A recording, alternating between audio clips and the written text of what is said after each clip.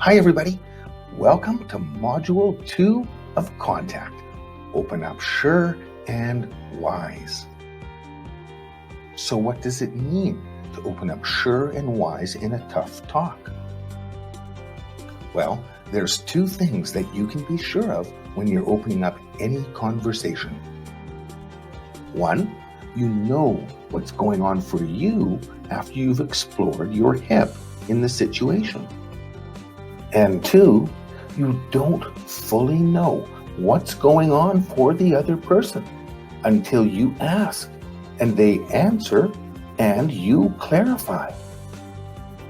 Sharing wisely means being choosy with your words and your expressions and your questions so you don't have the effect of closing people up or putting them on the defensive and pushing them away. Today, you'll learn 5 golden rules for opening up sure and wise. So, do you want to be perceived accurately and as someone with integrity when you're talking? Then consider these 5 things. Word choice, body language, facial expression, tone of voice, and confidence or feeling sure of yourself. You know, when you and I are sharing, our body language, facial expression, and tone of voice make up as much as 80% of our communication. So when you're communicating, are you aware of all of them? Excellent if you are. Now, what would it be like if you had confidence when approaching an important interaction? One thing, it would likely show in your body language. And what would it feel like if you knew what words were generally safe to use to open that crucial conversation? You would feel more confident, right? What about this? Have you ever been part of a conversation that is escalating? It doesn't feel great, right? Imagine being able to manage those tough situations. You know, in casual conversations where there's mutual understanding, you can get away with a lot of communication mistakes. But when the conversation becomes heated or sensitive and important, and you want a specific outcome, being practiced and proficient in healthy and effective communication skills is critical. Okay, so let's go with today's first important rule for opening up sure and wise in a crucial conversation. Take responsibility for how you respond in any situation. So, Jack Canfield sold 500 million books. Must be a good communicator. He's considered a thought leader in personal development. He shares this formula that applies here. E plus R equals O. The event plus the response equals the outcome. You want a different outcome? Change your response. Now, anytime we're with one or more other people, we can't completely control outcomes of an event. Each person's response affects the other person's response, and the event evolves. You can only manage your responses to the event as it unfolds, and when you choose responses wisely, you'll mostly be able to manage an interaction. Your power to affect outcomes comes from your response ability. So adopt general rule number 1. Take responsibility for your response. Now, today's second rule for opening up sure and wise in a crucial conversation. Before getting to the crucial stuff, break the ice with a lighter conversation. Build some light connectivity first. Make a comment or ask a question about something that you know the other person is interested in.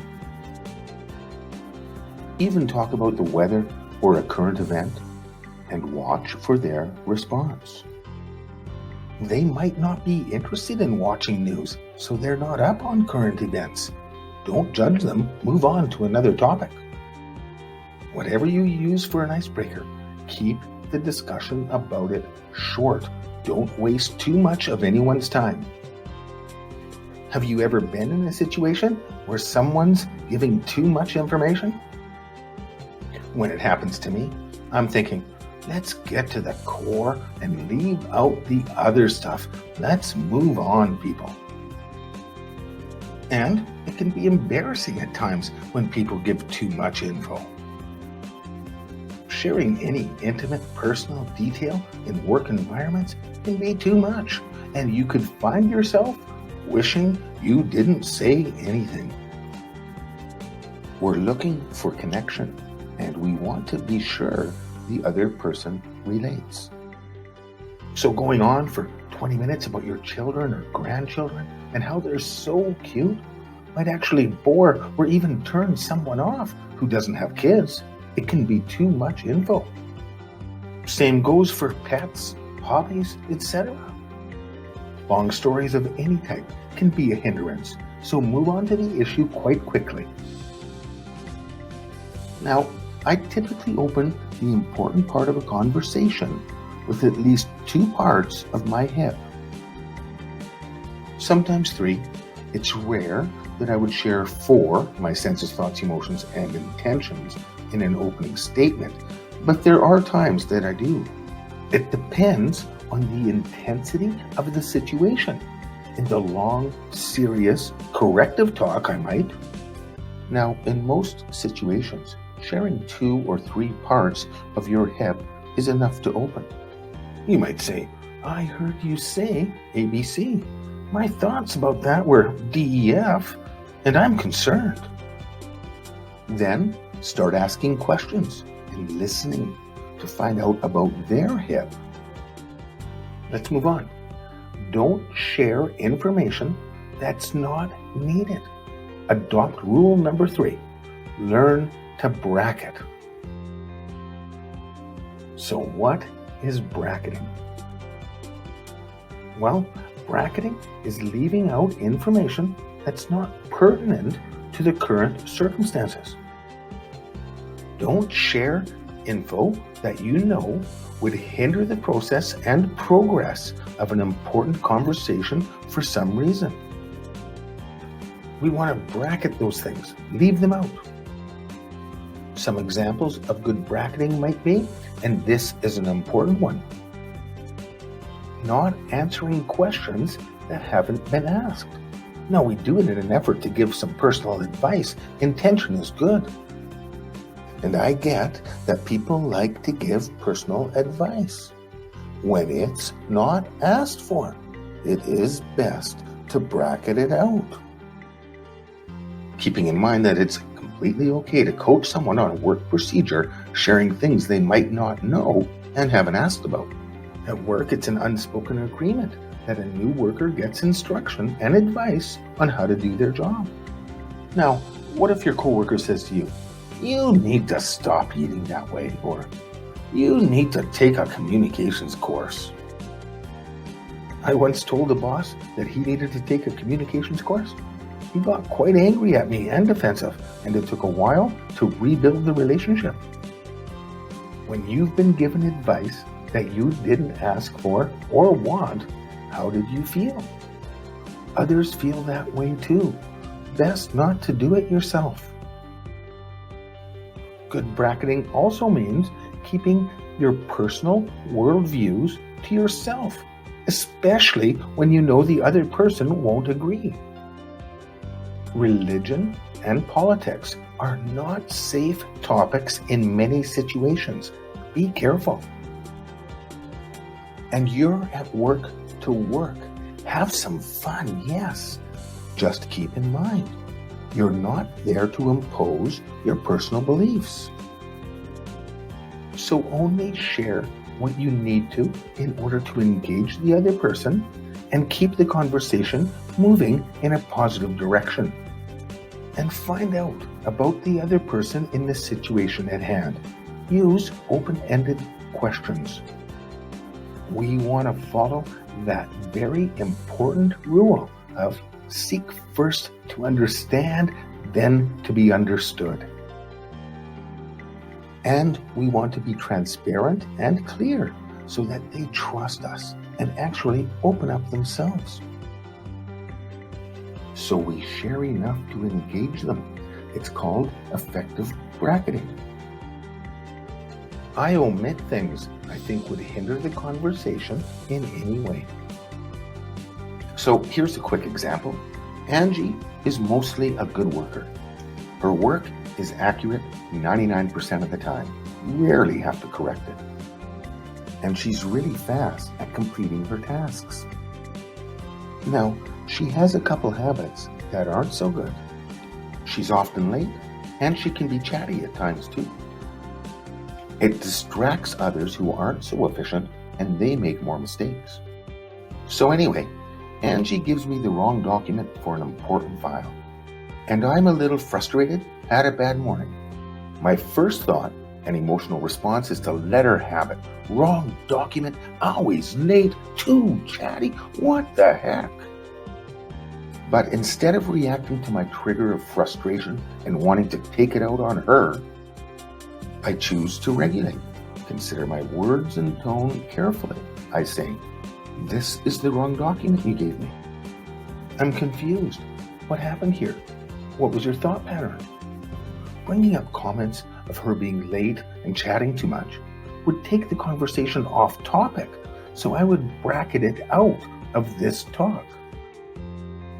Now, if it was meant to be a long, serious, corrective, and warning type conversation, I would have a full list and bring up all the things on the list as the conversation evolved.